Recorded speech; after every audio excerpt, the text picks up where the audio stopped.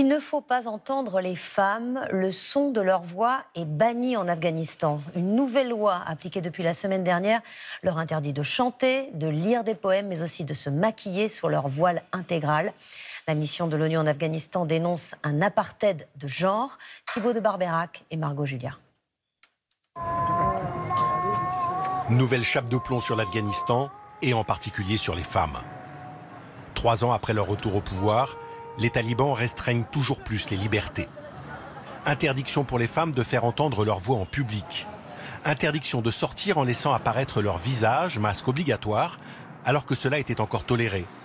Interdiction de se maquiller et se parfumer. Cette nouvelle loi, c'est comme si on les attaquait vraiment dans leur existence même. C'est-à-dire qu'elles n'ont plus droit on n'a plus droit d'entendre le son de la voix d'une femme et d'apercevoir ne serait-ce qu'un bout de corps d'une femme. Donc pour porter des gants, se cacher, etc. Et ne pas être présente. En fait, c'est comme si on leur dit on veut vous supprimer à petit feu.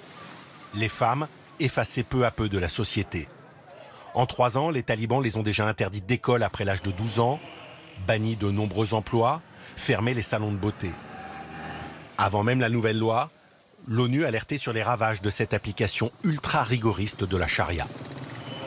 68% des femmes interrogées ont déclaré avoir une santé mentale mauvaise ou très mauvaise. Et 8% des femmes ont déclaré qu'elles connaissaient au moins une autre femme ou fille qui avait tenté de se suicider.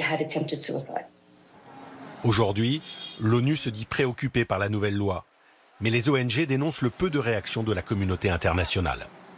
Durant 3 ans, on a vu vraiment le statut des femmes aller de pire en mal. Et là, on est arrivé à un stade où c'est inadmissible que le monde ne réagisse pas.